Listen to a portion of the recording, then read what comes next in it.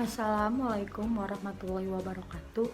Perkenalkan, nama saya Anzoya Anissa Maharani dengan NPM 21530520006 dari Prodi Bimbingan Konseling 2021. Asal sekolah saya dari SMA N3 Bandar Lampung.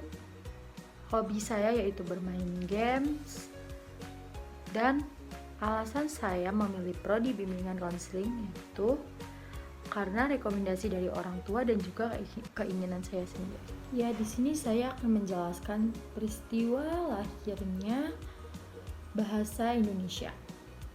Jadi, pada tahun 1801 disusun resmi ejaan bahasa Melayu oleh C.H. A. van Ophuijsen. Terus pada tahun 1908 berdirinya penerbit buku bacaan Komisi for the Volksklektuur atau Taman Bacaan Rakyat. Pada tahun 1971 diubah menjadi Balai Pustaka. Pada tanggal 28 Oktober 1928 pengokohan bahasa Indonesia sebagai bahasa persatuan. Sumpah Pemuda berbunyi, Sumpah Pemuda. 1. Kami, putra dan putri Indonesia, mengaku bertumpah darah yang satu, tanah air Indonesia. 2. Kami, putra dan putri Indonesia, mengaku berbangsa yang satu, bangsa Indonesia. 3. Kami, putra dan putri Indonesia, menjunjung bahasa persatuan, bahasa Indonesia. Jakarta, 28 Oktober 1928. Lanjut, pada tahun 1933 berdirinya Angkatan Sastrawan Muda Pujangga Baru oleh Sultan Takdir Ali Syahbang. Pada tahun 1936 menyusun tata bahasa baru bahasa Indonesia. Kongres Bahasa 1. Solo, 25-28 Juni 1938.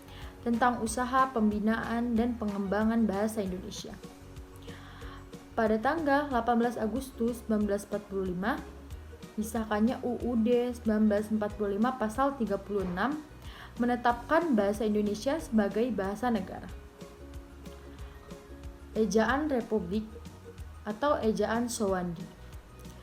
19 Maret 1947, tanggal 16 Agustus 1972, M. Soeharto meresmikan penggunaan EYD melalui pidato kenegaraan di hadapan sidang DPR, dikuatkan pula dengan keputusan Presiden nomor 57 tahun 1972. Pada tahun 31 Agustus 1972, Mendikbud menetapkan Pedoman Umum EYD dan Pedoman Umum Pembentukan Istilah. Pada tahun 30 November 2015 ditetapkan Permendikbud 50/2015 tentang Pedoman Umum Ejaan Bahasa Indonesia atau PUEBE. Selanjutnya saya akan menjelaskan sejarah singkat bahasa Indonesia. Bahasa Indonesia berawal dari bahasa Melayu dan bertumbuh kembang dari abad ke-7. Bahasa ini juga digunakan sebagai bahasa perhubungan serta digunakan hampir seluruh Asia Tenggara. Pada abad ke-7, pedagang yang berasal dari Gujarat, India, serta Persia berinteraksi menggunakan bahasa Melayu. Hal ini dikuatkan dengan ditemukannya prasasti yang menggunakan bahasa Sanskerta, Persia, Arab, dan bahasa-bahasa Eropa.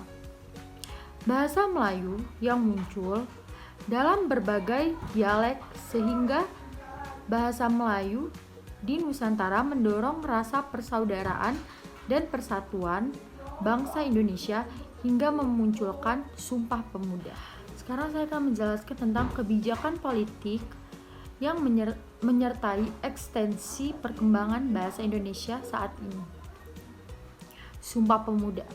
Karena Sumpah Pemuda menjadi dasar bersatunya bahasa Indonesia dan menggunakan bahasa Indonesia sebagai bahasa nasional. Yang kedua yaitu proklamasi. Proklamasi dan terbentuknya konstruksi dari Republik Indonesia saat pengesahan Undang-Undang Dasar 45 pada tanggal 3 Agustus dituliskan kedudukan bahasa Indonesia di bab 15 pasal 36, yaitu bahasa negara ialah bahasa Indonesia. Yang ketiga yaitu tersusun di Peraturan Presiden Jakarta Perpres nomor 63 tahun 2019 mengatur teknis penggunaan bahasa Indonesia dalam pemerintahan. Bahasa Indonesia wajib digunakan dalam dokumen resmi. Sekian penjelasan dari saya. Mohon maaf bila ada kesalahan kata. Pada Allah saya mohon ampun. Wabillahi taufiq hidayah. Wassalamualaikum warahmatullahi wabarakatuh.